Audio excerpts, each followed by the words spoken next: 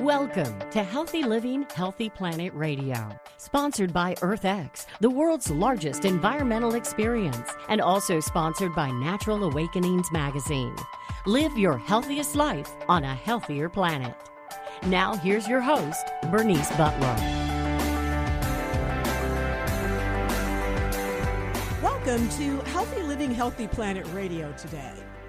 We're now in our fourth season, and we remain just as excited as ever to continue to help you explore that unbreakable relationship between your health and the health of the planet.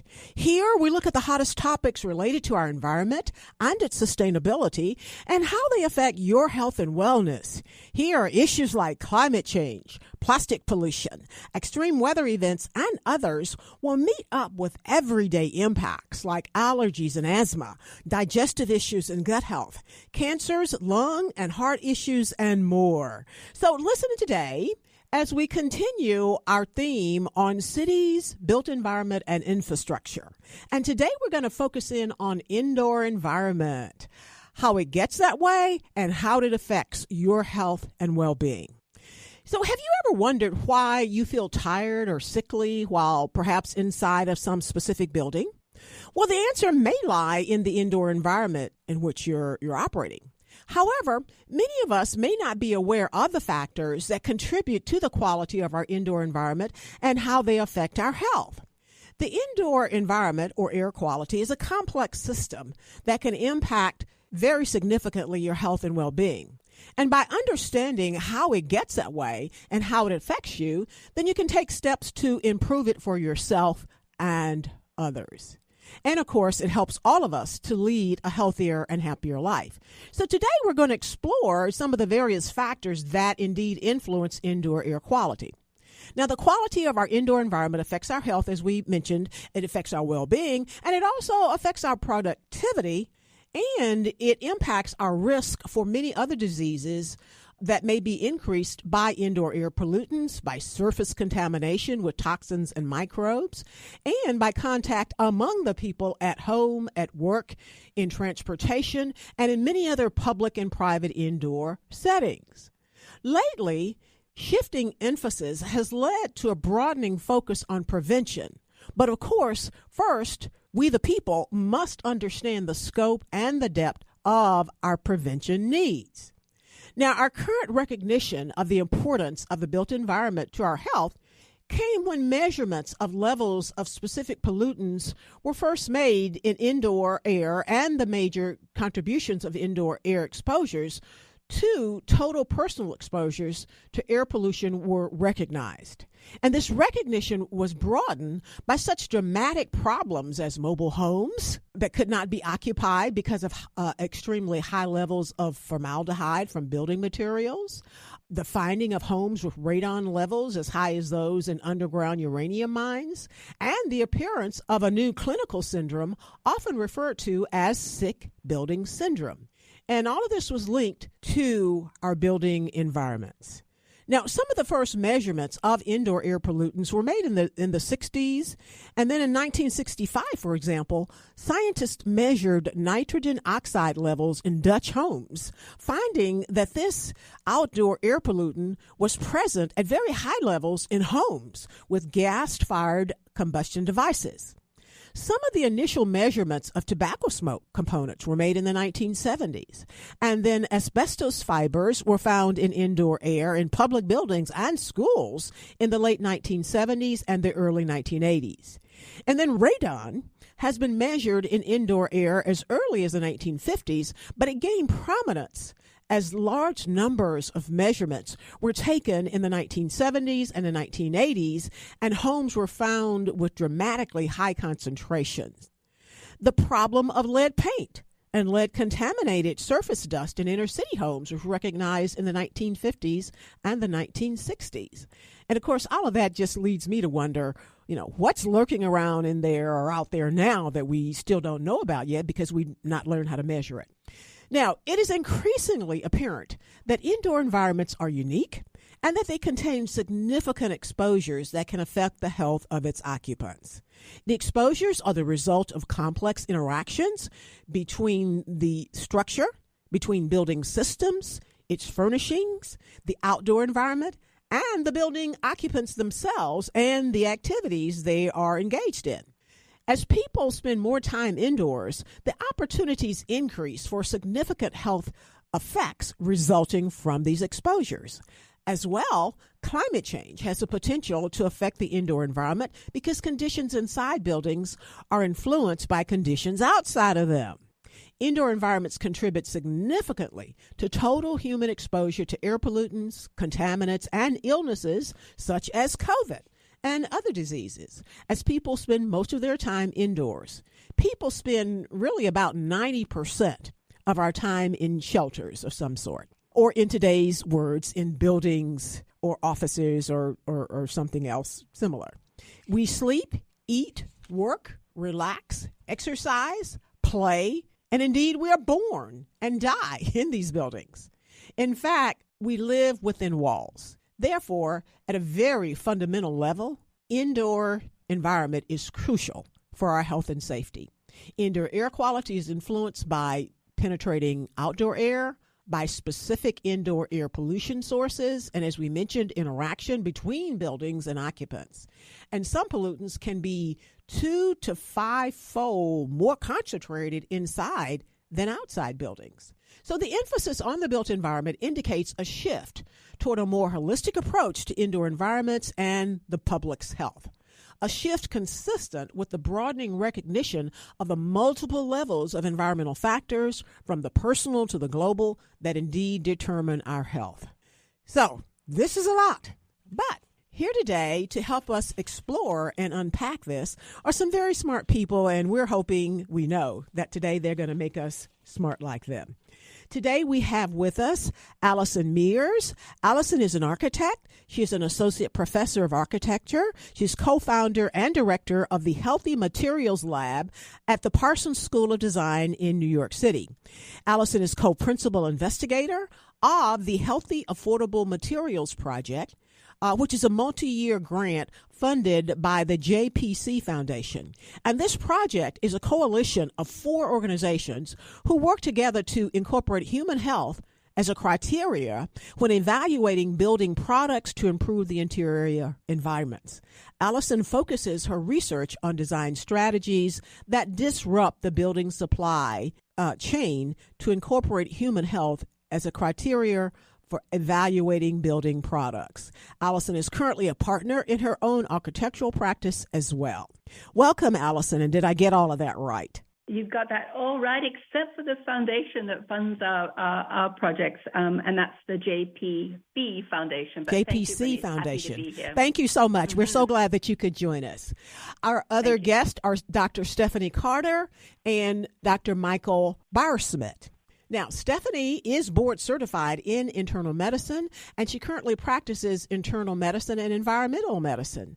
Stephanie has 16 years plus of experience working with the world-renowned environmental medicine physician, Dr. William Ray, who was here in Dallas. Stephanie has extensive experience with electromagnetic sensitivity, and she is certified by the American Academy of Environmental Medicine as an expert in mold and mycotoxin diagnosis and treatment.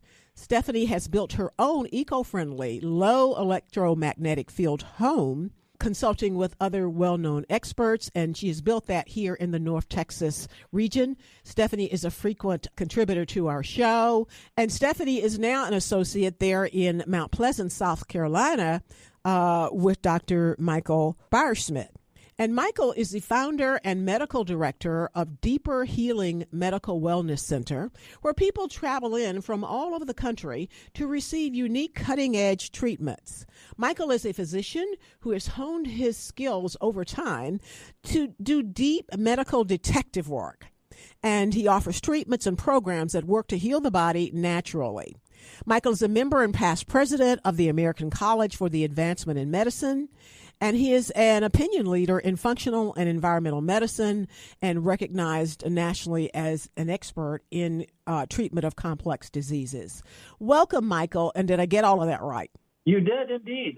Pleasure to be here. So we only have about a minute to go before we go to break. So I'm going to start, though, with you, Alison, and then we'll probably conclude with you on the other side of the break. So why should people care about the types of materials used in indoor environments, and how do they impact human health and well-being?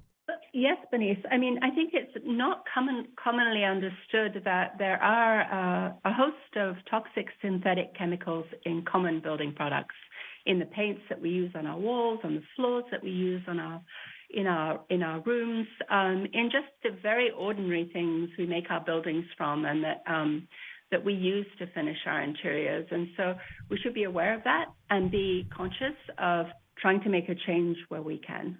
So what are some of the, again, just a few minutes before break, what are some of the most important factors to consider when designing materials for indoor environments that promote health and well-being? And are these things regulated? They're not regulated. They're mostly unregulated. We have, I think, over 85,000 chemicals in the U.S. that aren't regulated. But the things to consider when you're renovating your baby's room or you're thinking about adding an addition to your home is really to consider all of the different products that are going to be installed in the building in the same way as you might consider the ingredients you put into your dinner this evening, and really try to exclude the more toxic of these chemicals that are commonly found. And you can do that by looking to transparency, really understanding what ingredients are in those products, and looking to reputable sources, reputable lists of products that you could look to also for advice. Indeed. Thank you for that, Alison. And we're going to go to break now, and we'll be right back on the other side with Alison Mears, with the Parsons Material Lab, and with Stephanie McCarter and Michael Bauerschmidt. Thank you. We'll be right back. We want to give a shout out now to our sponsors. That is Natural Awakenings, Dallas-Fort Worth Metroplex Magazine, the Green, Healthy, and Sustainable Living Authority for the DFW Metroplex and North Texas communities. Print issues of Natural Awakenings can be found in all H-E-B supermarkets, natural grocers, Central Market, Sunflower Shops, and many, many other locations, as well as available free for download online at nadallas.com. Check them out. Our other sponsor is North Haven Gardens, serving the Metroplex since 1951, the most respected horticultural establishment in North Texas, offering gardening and plant education, concierge services, DIY classes, gifts, and more. Check them out at nhg.com. And our other sponsor is Lynn Dental Care, practicing dentistry for over 38 years with a holistic approach, looking at the whole body and non-mercury. Specializing in periodontics, Dr. Lynn is board certified by the International Academy of Oral Medicine and Toxicology. Check them out at lindentalcare.com. Thank you, sponsors.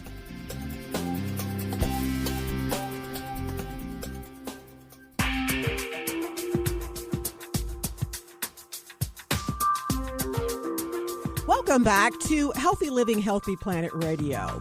To today's show on our May theme of cities, built environment, and infrastructure. And today we're focusing in on the indoor environment, how it gets that way, and how it affects your health and well-being.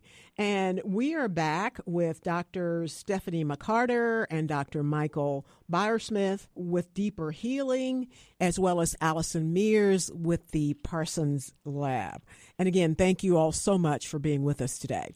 Before the break, Alison, you were talking to us a little bit about types of materials used in indoor environment, as well as some of the important factors to consider. What jumped out at me, though, that I want to unpack a little bit more was the fact that this is not regulated. Yet, from what I can see, read about, and understand, it is well known that a lot of these materials in our home are causing pollution and doing off-gassing and creating unhealthy environments. What's up with that? It's well known, but what is up with that? Yeah, no, it's true, and I think I used the analogy before about food, and I think we all understand much more deeply the impact of the way we farm and the food that we eat on our bodies. That's a clear kind of correlation between those two things. But I think there's a general concern about our the quality of our indoor environments, but not necessarily an understanding of where those pollutants come from in our homes. And I think that lack of awareness is problematic for us, obviously, because we're all exposed. But it's symptomatic of that lack of regulation. We often say it would be so great if we didn't have to worry about these things, if there were regulations in place so that we could assume that our homes were, in fact, safe places. But because of that lack of regulation and because of the pervasive and ubiquitous use of what our partner, the Green Science Policy Institute, speaks of as these 6 classes of really problematic chemicals, we are exposed in our everyday lives to any number of different chemicals that can harm ourselves and our families. And so, in those 6 classes, Arlene Blum, who's the head of that organization, talks about things like PFASs that I think everyone who has an environmental interest understands is pervasive in our drinking water, for example. But it's also the coating that you'll find on your couch in your living room if it's stain resistant. It's in your carpets, similarly, if it's stain resistant. It's in that Teflon pan if you're still using a non-stick pan at home. So those are things to be wary of. We often think of, stain resistance as something that will make our lives easier. But in this case, it introduces into our homes a chemical that does have long-term impacts of us. And there are other instances of Indeed. that too. I think people are probably more aware of the PFAS because of plastic pollution and all of that. But for me, a serious concern is the coating that's on your cloth type furniture when you buy it. I have to think just even like I bought a nice piece of wooden furniture, and it was really cool to smell the newness of it. But given that I talk to smart people like y'all all the time, I knew that because I was smelling it, there was probably an issue. And that is my concern. Most of us, we feel like we depend upon the government or some regulating agencies to protect us. And that is simply not being done with a lot of these materials that we sit on, walk on, and cook on every day. That's true. And if you think about the sitting on and walking on and actually the people in your home who are most exposed to some of these things, it's often that these chemicals are emitted into the air in your house and then they fall down and they bind to the dust that is there. And so if you think about the baby crawling across the carpet who is then, gathering those particles on their fingers and then mouthing, putting their fingers in their mouth, and the toddler who's also sitting on the floor. One of the pathways of exposure to these chemicals is just through everyday living, and often the most vulnerable, the children in your home, are the ones who are down there on the ground actually eating a lot of these chemicals, which is really worrying, I think. And you don't even have to, if I may interrupt, I'm sorry, you don't even have to be crawling on the floor. If you imagine, I remember as a child watching the sunlight come through the window and seeing all the little particles in the air. Well, those little particles in the air are the dust particles. And those are the Ubers that your toxins and chemicals and allergens are taking from where they live into their new workplace in your lungs and your sinuses and your body. So it's dust is probably is the common denominator for spreading indoor pollution within your own home. Indeed, it's the transport system. One last thing, though, from Alison before we go on to talking about the health impacts, too.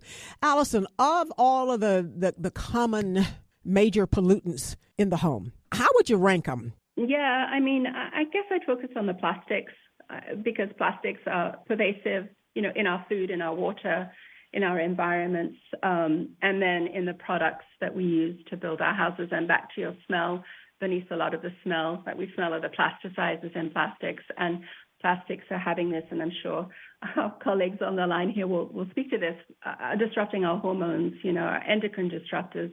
So they're fundamentally changing our biology, making it more difficult for us to achieve the kind of fertility that we would want, disrupting the development of, adolescence, of young adults. And so that pervasive use of plastics in all kinds of different mediums, from the paint we put on our walls to the coatings on our floors to the things that we wrap our food in. Plastics are really the worst offenders in every way, I would say. But what about everybody has furniture? And that's a concern for me. Yeah, I think the flame retardants definitely and upholstered furniture are incredibly problematic. Flame retardants that you also find in insulation. Flame retardants are a product of an industry that was, wanting to sell a lot of chemicals and have very little impact in terms of reducing the spread of fires. They're an additive that we don't necessarily need. We can combat fires in our home in other kinds of ways, and it's such a toxic chemical. Indeed, it's very toxic and adds to the unhealthy environment, yet it doesn't even do very well at what it was and why we're exposed to it. I want to move now, though, to Michael and Stephanie and talk about what are some of the most common health problems that are caused by poor indoor air quality. Well, let's see. Let's start with asthma, allergies, autoimmune disease, not necessarily alphabetical, heart disease, lung disease, cancer, hormone disruption, chemical sensitivity, electrical hypersensitivity. What else we got on the list? Pretty much every health body system is affected. They're seeing a huge increase, in food allergy. And that's one of the things that Dr. Ray would talk about, the barrel. And because of the indoor environment, the barrel is filling up faster with people and children. And as we were talking about earlier, the children absorb at a much higher metabolic rate. They absorb things much more. So this is all impacted. Some of the enzyme systems that you need to help your body eliminate them aren't even active until you're a couple of years old, which is why crawling on the carpet for the infant is so potentially catastrophic for their intellectual development. Indeed. And we just have 2 minutes to go before we need to go to break. But Stephanie, I want to go back for a minute and unpack that because I think it went by kind of fast. But basically, you're saying in terms of the barrel, you're saying that a lot of the indoor pollutants or indoor contaminants are pushing, increasing food allergies? Right. So it's affecting, like Dr. B said, it's affecting all these systems, including the immune system and the GI tract. All of it is we don't think about it as everything. There's so many things involved. It's not just one system. And it's usually insidious. So there's people don't feel good for a while. They start having fatigue. For instance, they move into an apartment they just rented. It's freshly painted. It's got new carpet. So their body fills up that barrel extremely quickly. And if they don't have the enzyme mechanisms, like Dr. B just said, then they tend to start feeling really, really sick. The other thing I was going to say just about the enzymes, that one of the common mistakes people have is that our body detoxifies. It really doesn't. It biotransforms. And it takes something your body can't get rid of and turns it into something you can get rid of. But in that three-step process, you can actually go from less toxic to more toxic before your body actually gets around to trying to get rid of it. So you can have an amplification of the bad stuff that happens to you as a result of exposure simply because your body isn't equipped to deal with it. That's amazing. I want to, and we only have a minute to go, and we'll do this more so on the other side of the break. But for Stephanie and Michael, I want to have you actually walk us through and connect the dots, starting with a pollutant and then walk us through so people can really get a sense of understanding how it happens and why it happens. Just an example. But we're going to go to break now, and we'll be right back on the other side with these very smart people who are making us smarter. We'll be back with Alison Mears with the Healthy Materials Project of the Parsons School of Design, and with Dr. Stephanie McCarter and Dr. Michael Bauerschmidt with Deeper Healing. Thank you all.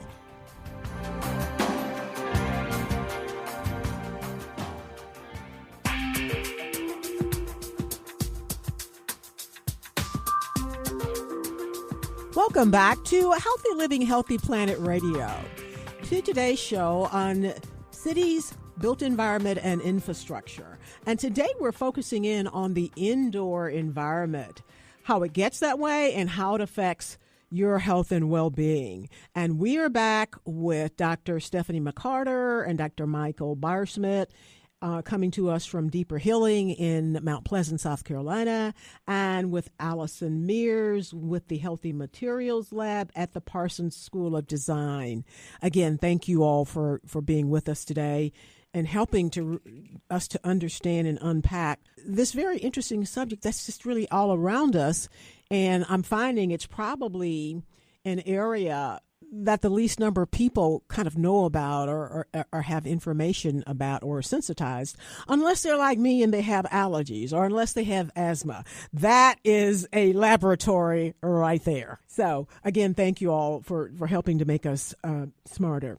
Now, before the break, we were talking with Michael and Stephanie, and I want to just take an example and walk people through it so that they really get a sense of what's going on. An example of how exposure to a lot of contaminants and pollutants then causes food allergies. Just any example that you may have dealt with or seen. But again, just connect the dots with people. In terms of specific illnesses, it depends on who you are. Some people are going to be more prone to allergies. Some people are going to be more prone to autoimmune disease. Some people are going to be more prone to rashes or cardiovascular disease or cancer. The common denominator is that their exposure to the environmental toxicants and toxins are such that it overwhelms their body. It overflows the rain barrel, as Dr. Ray would have said. And when that happens, it depends on what your vulnerable part is. And it may show up as allergies or asthma. It could show up as food sensitivity. It could show up as chemical sensitivity, where you can no longer walk down the soap aisle at the grocery store without developing a headache or some nausea or brain fog or just that sense of, I've got to get away from this. And then from there, it's just a simple point of you're disrupting your immune system, you're disrupting your hormone regulation, you're disrupting your autonomic nervous system. And so you can get this whole wide range of what ordinary doctors would call a mystery illness. Well, it's no mystery to Dr. Stephanie and I. It's the environmental contaminants and the pollution that we have to get rid of.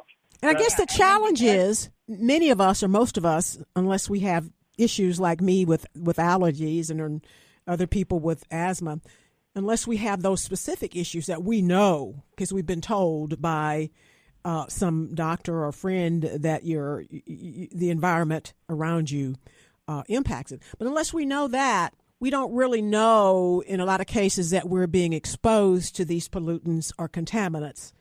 And I think what you're saying is that we're exposed to them, we're going in there, living with them, walking on them and everything every day. And we still don't know it.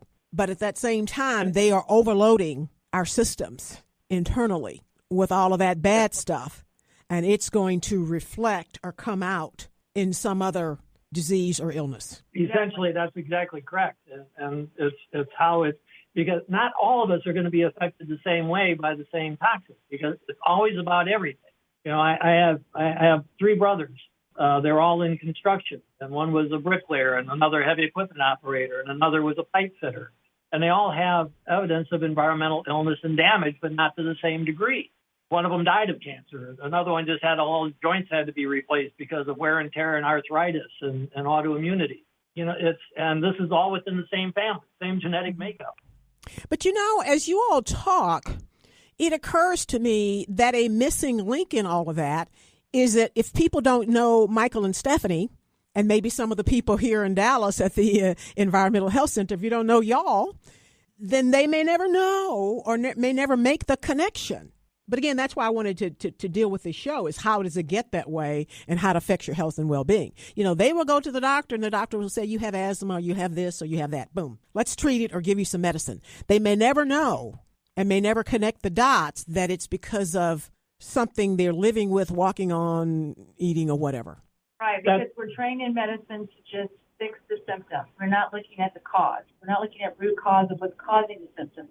And so now with environmental medicine, functional medicine, we are getting more doctors educated, but it's also difficult because a lot of these things are not in media.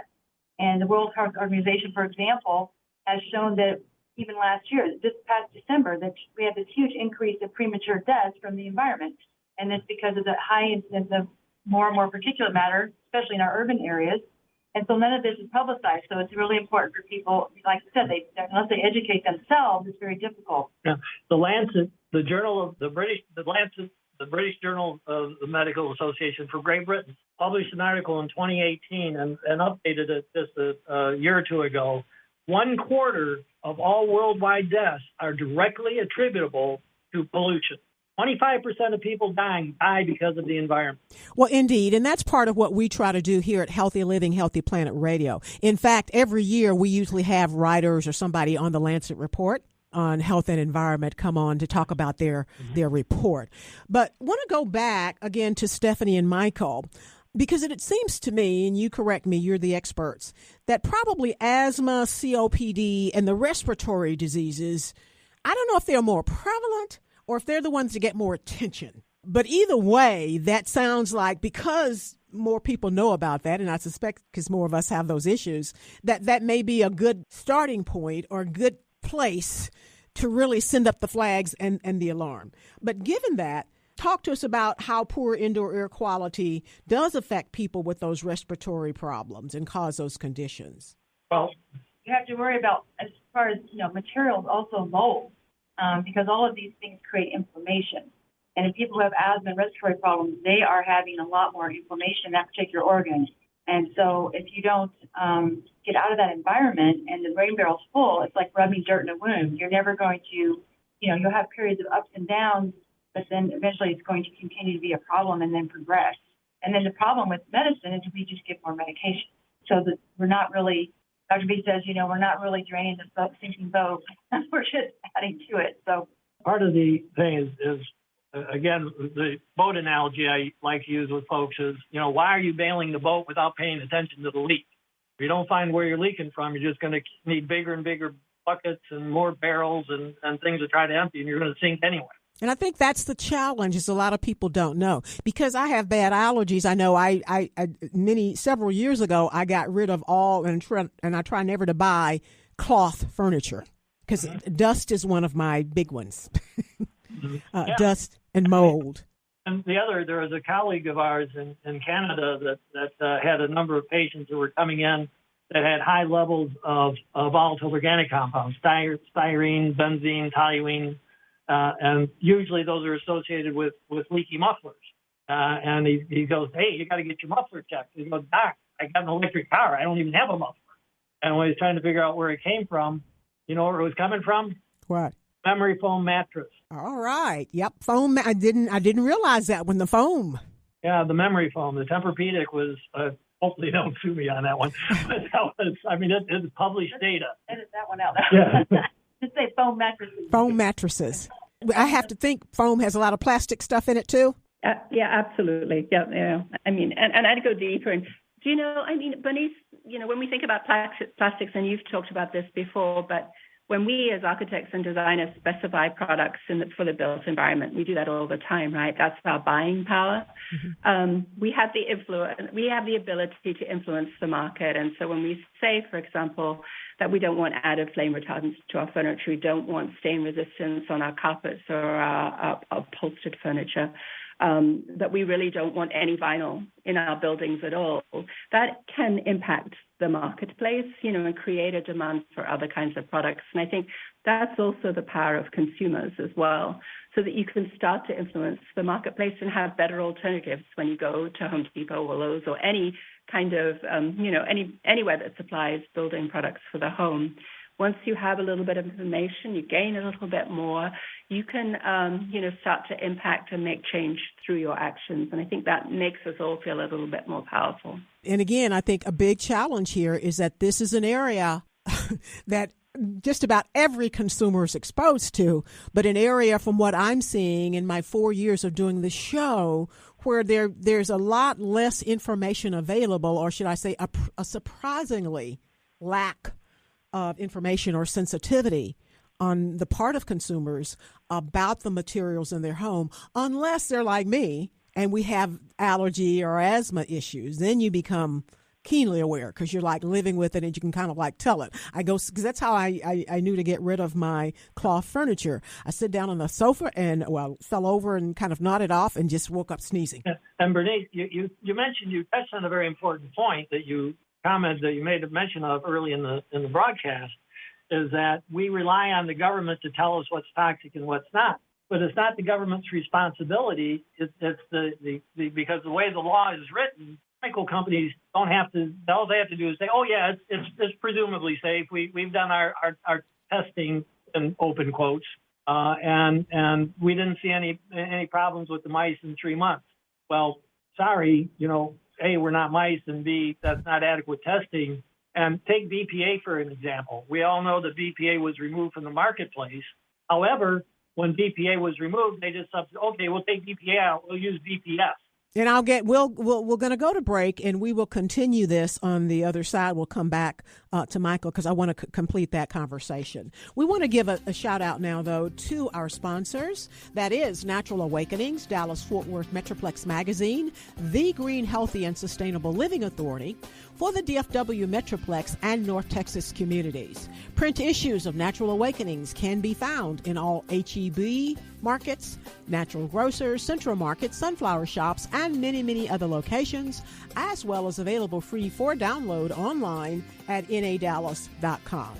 Our other sponsor is North Haven Gardens, serving the Metroplex since 1951, the most respected horticultural establishment in North Texas, offering gardening and plant education, concierge services, DIY classes, gifts, and more. Check them out at nhg.com. And our other sponsor is Lynn Dental Care, practicing dentistry for over 38 years with a holistic approach, looking at the whole body and non-mercury. Specializing in periodontics, Dr. Lynn is board certified by the International Academy of Oral Medicine and Toxicology. Check them out at lindentalcare.com. Thank you, sponsors.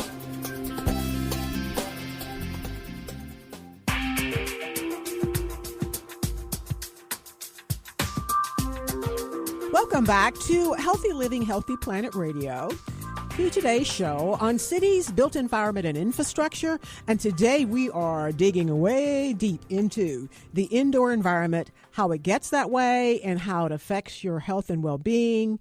And we are with three people who are really making us smarter. That is Alison Mears with the Healthy Materials Lab at Parsons School of Design, and Doctors Stephanie McCarter and Michael Bauerschmidt with Deeper Healing, and they both are specializing in internal medicine and environmental medicine. And again, thank you all. You really are making us smarter. So, Michael, though, before we went to the break, you were responding, and something like we said, I think people tend to get a little lazy and look to the government to protect us from certain things. And the fact of the matter, which everybody said today, is that we're not being protected from a lot of the materials that that are just all around us every day. Plastics, there is a great awareness of plastics. But these things like what your countertops are made of, what your floors are made of, furniture, all of these things are putting contaminants into our environment, and there's no protection against them. So let me start this section with you, Stephanie and Michael. Again, how can people with allergies and sensitivities to certain types of pollutants protect themselves from exposure? And then talk to us about, I guess, degrees of exposure. Does it matter if you're exposed just a little bit or if it's prolonged? There's Dr. Walter Crinion, who was another leader in environmental medicine, always talked about his holy triad: treated air filter, good HEPA filter, and clean out your air ducts. But, if you really, I think it's prudent to do those three things. However, the big thing, I think, is creating a safe place that you can spend some time every day in your home, and that is the bedroom. I mean, we spend most of our time in the bedroom. So, Stephanie, how would you protect the bedroom? Right. So what we tend to do is we tend to clutter the bedroom with lots of things and stuffed animals and things like that. So the less cluttered, the better. That's where your body's trying to regain function and transform all these products and things we're exposed to in the everyday world. So the cleaner, the better. An air filter in the bedroom, a good HEPA filter makes a huge difference. I caution the listeners about things that ionize or because those ionizing photocatalytic filters that are coming out, you have to be very careful because they do sometimes produce ozone, and ozone is something you don't really want to breathe. But those, and then having a good mattress, like Dr. B just said, don't get one of those foam mattresses. It's like sleeping on a gas station. So you want to get your safe products. You want to get some organic, preferably organic cotton, latex mattresses. Some people are sensitive to latex, but there's lots of companies out there now making these safe products. There's a couple websites I just want to mention. There's greenbuilding.com and the Green Design Center. There's a lot of One of the good things about the internet today is that we do have more apps and information sites that people can go to get advice and help. And Alison may want to add a couple as well. If you're thinking about renovation at all, check out our website. We have a list of products that we've vetted for chemical content, and in some categories that are also in the affordable spectrum of price range, which is incredibly important for us. So we have all of those common product categories. What is that website, Alison? Yeah, healthymaterialslab.org. Healthymaterialslab.org. Okay. Yep. Let me go back to Stephanie and Michael. Talk to us about exposure time or term and what difference does that have? Well, if you're sensitive, any exposure can put you right over the edge and crash you. So it depends so much on your exposures, both at home and in the workplace, as well as your body's ability to dump it and what you can do to assist your body in getting rid of your total body burn. It is all about avoidance. I mean, it's important to avoid the stuff that you're sensitive to. So we're talking clean air, clean food, clean water, as Alison was mentioning earlier. But you also need to support your body and its ability to get rid of things. And probably the singularly best thing for most of your indoor toxins is sauna. Yeah, I was very excited when someone told me that probably the show year before last, and it may have been you, Stephanie, because that's what I'm asking. What can we do? And the point you made was to support our body's ability or assist our body's ability to rid ourselves of these toxins that are all around us, because to some degree we probably can't get away from all of them, or to support our body is sauna. And I think the point you're making is we need something that's drawing the toxins out of our body. Is that correct? Yeah, and when you're in a sauna, you also want to take a towel in with you so you're wiping your sweat off, and you take a cool shower immediately thereafter so you wash this stuff off of you and you don't reabsorb it. Okay. I mean, one of the ways it got into you to begin with was through your skin. So you don't want all this stuff you just took so much effort to get rid of to going back in. Indeed. And so for those who may not have access to a sauna, like working out, running outside, but I think the point is to sweat. Because when you sweat... Sweating is your friend. Sweating is your friend. So in Dallas, I see a lot of people running around in Dallas doing their exercise in the middle of traffic. And so that's something to really caution your listeners. You might want to do more of your exercise indoors because, unfortunately, our cities are becoming so polluted. And that particulate matter, that 2.5 microns, goes past the lungs. It does not filter. So it goes into the blood vessels. And that's where we're starting to see a lot of cardiovascular problems and vascular inflammation. So there's a Flume is an app you can get on your phone to look at air quality real time in your area. If it's showing, it actually has a little person jogging and a bicycle person and gives you a color code, like it's not good today. So you want to exercise indoors. And I have a lot of patients still exercising in their home with their filter on. So it's another good point to make. And then mold. You definitely don't want to stay in mold in your house. That can be very detrimental. And that time period is crucial. But I also want to caution, a lot of people will say, I'm going to go out of my mold to a brand new home because I'm getting sick from the mold. Well, those mechanisms, those enzyme mechanisms that we talked about earlier are already probably damaged. So you're going into a brand new home with brand new paint and all of these chemicals. So that load goes up even more. So I just caution your listeners, if you're thinking, I'm in a moldy house, be very careful. Don't take a lot of your stuff with you. Just be very cautionary about that next step and consult with some of the doctors like ourselves. Based upon what you all just said, it sounds like a good, healthy thing to do, but also a fun thing to do is to exercise out in nature, away from the cars and the ozone pollution. Exactly. Actually, there was a study done in Great Britain that looked at people with COPD, chronic obstructive lung disease. They exercised one group in the city and one group in the country, and then they switched groups. And when you exercise in the city, your pulmonary functions got worse. When you exercise in the country, it got better. So exercise is good, but clean air is important. Right. There's one message I would just absolutely hope people get is don't leave this program going, oh my God, I'm doomed. I've got Teflon cookware and plastic bottles. And pick one thing at a time that you can do today, like get rid of the Teflon pans or quit drinking out of plastic water bottles or even the plastic jugs that are the 5-gallon ones from the store. Get a good water filter. They can be anywhere from $100 to a few $1,000s, depending on whether it's whole house or not. There are little steps that you can make that can make a vast difference in your exposure. And it doesn't have to be done all at once, but you need to take steps to protect yourself. Indeed, indeed. And I think it starts with education and information so that people knows. My mom always told me growing up, when people know better, they do better. So certainly. I want to go back to Alison really quickly because we only have a few minutes to go. And Alison, where can you talk to us briefly about where the intersection of indoor air quality and exposure to electromagnetic radiation in indoor environments, and what role do building materials play? I know that Stephanie is an electromagnetic radiation expert here, so I should probably better address that question to her. Okay, so we know that the electrosmog, which is in a whole other field of pollution, is growing rapidly. And with the onset of 4G, 5G, we have much more information now about oxidative stress on the body. Well, that is also what pollutants do, your air pollutants and your indoor, outdoor air materials. So now we're increasing that load even more. So that's a whole other show, Bernice, that we need to do on electrosmog. But what I would tell patients right now, people in general, is, turn your router off at night. Put your cell phone on airplane mode as much as possible, and keep it away from your bed if you can just get yourself a regular battery-operated alarm clock. Because as I said earlier, your sleep is where your body's transforming and trying to heal, and the more you keep that stuff out of the bedroom as well, just like I'm talking about the other materials, the electromagnetics is the same. And so we are seeing a big difference in that, especially in people who are following the steps. The blue light on the phone, make sure you put your blue light on filter night shift mode. And this is the importance of the pineal gland. The pineal gland is making melatonin to help you sleep, but also it's a highly antioxidant hormone. So important for people to start taking those small steps as well.